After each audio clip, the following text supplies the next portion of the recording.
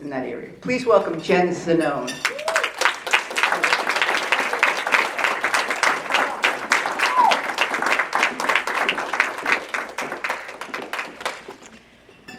Hi, I'm short, so I think I need to adjust this a little bit. Okay, I just want to thank all of you for inviting me to speak here tonight. Carol and Maureen, Tammy, Janet, you guys are fantastic. And so I had to bring my mother tonight to meet you finally. And everybody that was involved in organizing this Centennial celebration, because it is really amazing to reach 100 years in such a blue area. So that definitely is a testament to your will. And as I look around, I see a lot of women that have become my friends. So I can tell you that when Maureen asked me to speak about what the modern Republican woman was, I had a really difficult time with it. Because I don't see anything different between the Republican women of today and the Republican women of the past. So I delved into my favorite part of writing, which is research, and it got even harder. These women that we come from were fierce and intelligent, and they did not let the constraints of society hold them down, if that sounds familiar. So as I looked more into it, though, I realized that they are not different from us at all, but we are here only because we are standing on their shoulders.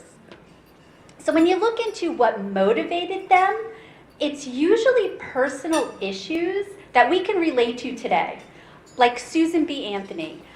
She got involved because she was upset that she was getting paid less than men for doing the same job. She actually said that, and I want to get the wording right, I wasn't ready to vote, didn't want to vote, but I wanted equal pay for equal work. And then there was Clara Barton.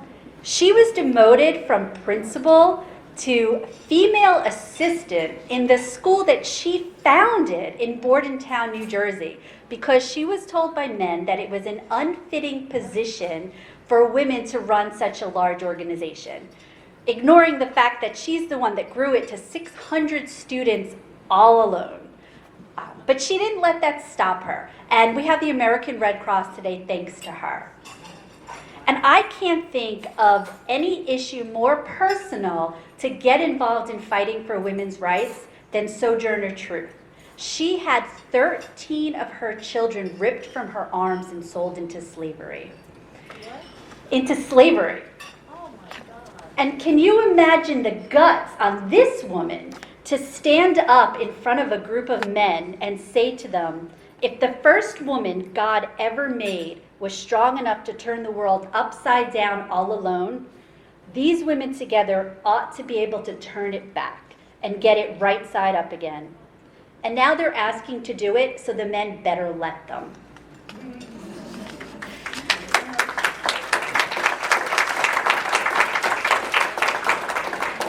And listen to these words spoken by Margaret Chase Smith and tell me that they couldn't be spoken by any one of us in this room today. That's why I need my notes. It's strange that we can verbally attack anyone else without restraint. And yes, we hold ourselves above the same type of criticism. Those of us who shout the loudest about Americanism and making character assassinations are all too frequently those who ignore some of the same principles of Americanism. The right to criticize, the right to hold unpopular beliefs, the right to protest, and the right of independent thought. The exercise of these rights should not cost one single American citizen his reputation or his right to a livelihood. Otherwise, thought control would have set in. The American people are sick and tired of being afraid to speak their minds lest they be smeared by their opponents. Freedom of speech is not what it used to be in America. Hear, hear. And we thought cancel culture was a new phenomenon. This was 1950s. She was the first person brave enough to speak out in the Senate against the character assassinations by Senator McCarthy. But what else do you expect from the first woman to be elected to the House and the Senate? She went on to warn us about a growing national feeling of fear and frustration that could result in the end of everything that we as Americans hold dear. She said it's a condition that comes from the lack of effective leadership in government. Her words are as relevant today as they were back then. And she continued, as an American, I'm shocked at the way Republicans and Democrats alike are playing directly into the communist design. Yes. Confuse, divide, and conquer. Yes.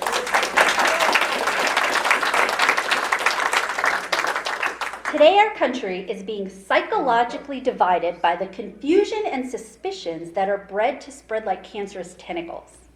Today, we have a Democratic administration which has developed a mania for loose spending and loose programs. History is repeating itself, and the Republican Party again has the opportunity to emerge as the champion of unity and prudence.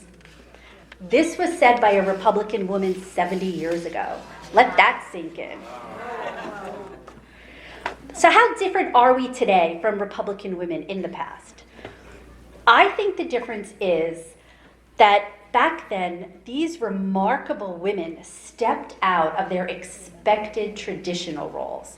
They made it easier for us to take a stand. And that's why it's so important to celebrate them and remember what it took for us to be here, for me to be able to run for Congress, for you or your daughters or your granddaughters to run for anything you choose or be anything you want to be.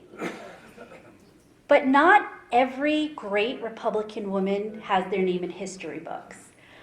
And this made me think about the women that I come from and who made me into the woman I am today. Wow. 100 years ago, my great-grandmother just earned the right to vote. She had 7 children who she happily raised at home with no expectations of having a job. When her husband died, her only option was to move in with one of her grown children, whoever would take her in. It was one of the daughters. But she had no real control or freedom over her life.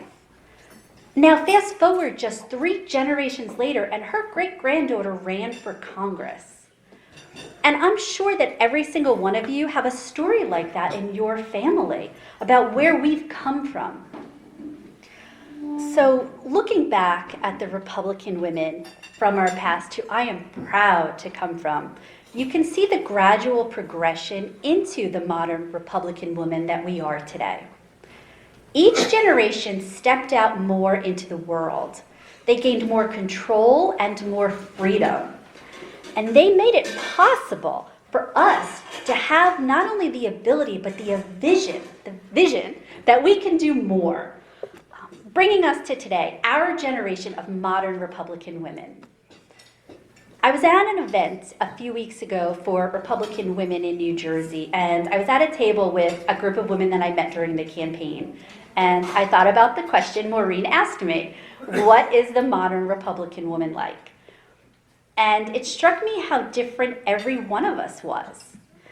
At my table was the daughter of a Democratic Union activist, an African-American former Senate candidate, a woman in a cowboy hat who runs a Republican women's group on Facebook with thousands of followers, a young stay-at-home mom, and an older woman who's been in politics behind the scenes for decades.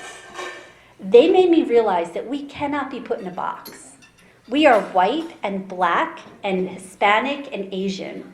We are young and old. We still take on those traditional roles like mom and stepmom and daughter and wife. But now we are also bosses. We are doctors and nurses and lawyers. We're teachers and scientists and entrepreneurs. We are single moms, and we're caring for aging parents. We still struggle, just like Susan and Clara and Sojourner and Margaret and our great-grandmothers. And we're still facing some of the same issues that they did. Just last year, as Carol referenced, one of our party's chairmen dismissed me as just a girl. And I'm sure that every single one of you women in this room have been underestimated at least once in your life simply for being a woman. But like our four mothers, we don't let that stop us. And like them, we also step out into the public stage for personal reasons. We may have different concerns and interests that we're fighting for, but Republican women today and Republican in the past have this basic, strong ideals and family values that we pass down to each generation into our future. I'm sorry. Along with the love of our country that's rooted in the basic promises laid out at our founding. And those are the things that unite us as Republican women, the thread woven through our history. Because from the beginning of our party, when the GOP was formed as the party of liberty and the anti-slavery party, it was women who saw that these ideals lined up with family values. And one last thing that unites us as Republican women from our past into our future is that no matter what role we have in life or when in history we were born, women are fierce protectors of those we love.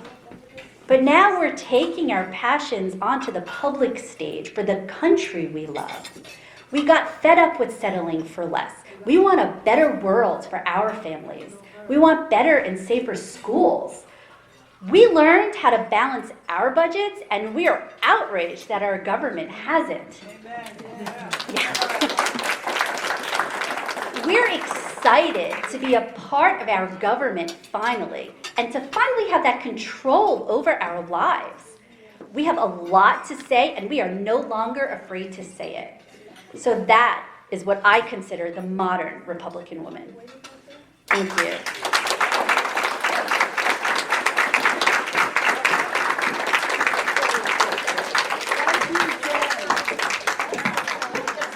Thank you, Jen. More than just a girl, for sure, right? Let's give Jen. And we're looking forward to your next run.